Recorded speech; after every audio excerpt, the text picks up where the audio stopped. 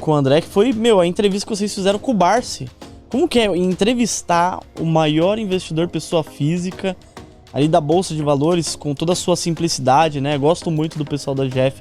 Um beijo pra Luiz e pro Fábio e pro Ruiz. Eles são uns queridos mesmo, gosto muito deles. Como que foi, André? Você chegou lá? Conta aí, alguma curiosidade. Bom, foi o primeiro podcast, que o Barsi já deu entrevistas, né? Pra outros canais. Sim. Mas como formato podcast, assim, foi o primeiro, né? Então, a gente ficou muito orgulhoso, né? De a Luiz propiciar isso pra nós. O Luiz Barsi propiciar esse... foi um motivo de conquista pra nós, sabe? Sim, conseguir entrevistar o maior investidor da Bolsa Brasileira. Primeiro podcast a conseguir entrevistar o Luiz Barsi. E assim, meu pai sempre dizia, né? Ouça os mais velhos. O Luiz Barsi tem história. Eu fui até no escritório dele, ele me mostrando os quadros, quando ainda era tudo de papel e você tinha que ficar gritando. E ele tava ali. Então assim, como é que eu não vou ouvir um senhor que tem, sei lá, 60 anos de Bolsa de Valores? Ele enxerga coisas que a gente não enxerga. Então assim, ele me confidenciou que ele lê todas as cartas que chegam das empresas pra ele, e ali ele consegue identificar coisa que ninguém enxerga. Então foi muito legal, assim, é uma entrevista que ficou bem bacana. Tem vários insights, assim, interessantes. Convido as pessoas a ir conhecer. Coloca lá, Irmãos Dias Podcast. Luiz Barsi vai cair na nossa entrevista. Luan, incrível, assim. Tanto a Luiz vem, acho que... a Luiz vem, acho que, modernizando o pensamento do Barsi, porque as coisas mudam, né? Sim. Tecnologias e tal. E ela tá dando sequência nessa história do legado, pai. Né, do pai dela. E ela é uma menina que, poxa, cara, uma menina bilionária. Você já entrevistou ela, uma menina simples, inteligentíssima, cara. Ela é conselheira de várias empresas. E uma pessoa humilde, simples. Cara, absurdo. Então, assim, é incrível. Até me arrepio de falar porque eles são pessoas muito bacana com a gente, assim. Eu gosto muito deles. Foi muito especial esse momento. Ele deu tantas dicas interessantes que... Qual foi o insight que você tocou ali e pegou e falou, putz, eu nunca pensei nisso, porque sempre tem, né? E eu acho que cada podcast que eu faço aqui, eu vejo que cada pessoa deixa um pedacinho ali que eu falo, putz, eu nunca pensei nisso.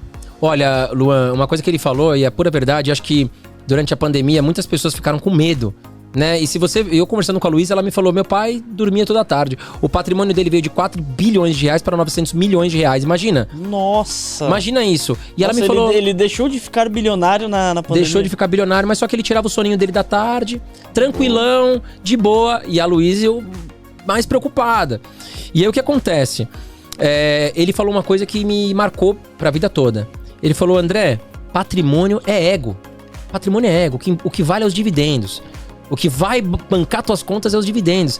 Então, assim, se a bolsa caiu, é a oportunidade de você comprar mais. Pô, se hoje você tem 100 reais em Banco do Brasil e ele te gera R$1 de dividendo, caiu para 50.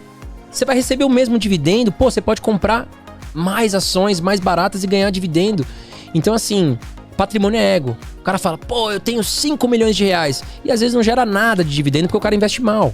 E outra coisa, né? Tem pessoas que têm patrimônio alocado num elefante branco. Exato. Às vezes ganhou uma herança lá de 10 milhões. Mas você vai ver só pra manter aqueles 10 milhões, que é um terreno, o IPTU, o cara não tem dinheiro. Então não gera nada pro cara, o cara não consegue vender, tá travado lá, né? Mas se você tiver 5 milhões investido bonitinho ali, você vai receber uma grana violenta. Você sabe o que eu acho interessante, Luan? Eu entrevistei recentemente o Apolinário, do Shark Tank. Nossa, eu sou fã dele mesmo. Dono da Polishop. Fantástico. E ele me contou o seguinte, que ele tava numa reunião com vários outros milionários. E aí ele perguntou, quantas pessoas aqui têm X volume de dinheiro em conta? Não em patrimônio, né? Cerca de, vamos colocar lá, ele nem falou esse número, vamos colocar fictício aqui, 50 pessoas, 6 levantaram a mão. Nossa Senhora. E aí ele viu o quê? Que as pessoas acabam... É aquela história do João que eu te falei. Sobe receita, sobe custo. Sobe receita, sobe custo. Ou às vezes coloca em clube de campo, ele até citou clube de campo, ou numa casa gigantesca. Só que assim, e dinheiro líquido? Quanto você tem te gerando dividendos ali? Então você vê que até mesmo nas classes mais altas, mais ricas, é uma preocupação. As pessoas às vezes não têm educação financeira, mesmo sendo um bilionário assim, né? Em imóveis, digamos, porque às vezes não tem dinheiro em conta. Quando vai ver, eu não tenho dinheiro pra render a renda mensal, né? Ele ganha o dinheiro do trabalho. E quantas pessoas, Luan, você já conversou que assim, você chega e fala, e aí, como é que tá seu patrimônio? Tal, conversa de bar, às vezes amigos conversam. Pô, cara, eu tô com R$1 milhão, um exemplo. E aí o cara, mas onde você investe? Com ações? Não, eu tenho um apartamento, vale R$1 milhão. Mas o cara acha que vale 1 milhão. Isso daí é o que é o que o corretor fala lá, né? É o que ele acha. Se ele colocar a venda, ele pega 1 milhão, será? Não pega nada. Não sei. Então, geralmente não, né? uma coisa é você achar. Se você tem 1 milhão em fundos imobiliários, se você olhar na tua tela e hoje tiver 1 milhão, você vende na tem hora. 1 milhão. Você tem 1 milhão. Você vende na hora. É líquido, a gente fala, né? Tem liquidez alta. Agora, se você tem um apartamento, se você precisar vender hoje, você não vai vender por 1 milhão. Provavelmente você vai ter que baixar isso aí pra conseguir vender. Vender por 900, por 800 pra vender mais rápido, né? Exato. Ou ficar lá muito tempão ali, torcer pra alguém que tenha esse dinheiro comprar. Com certeza, é isso aí. Mas é muito legal, né, André, a gente falar isso daí pra, assim, do Barsi, de tudo que você aprendeu. Porque realmente tem alguns detalhes ali nas entrelinhas que você já pode ter escutado, mas quando você escuta de uma pessoa que tem toda aquela história, todo aquele legado, você fala, meu, aí tá o segredo.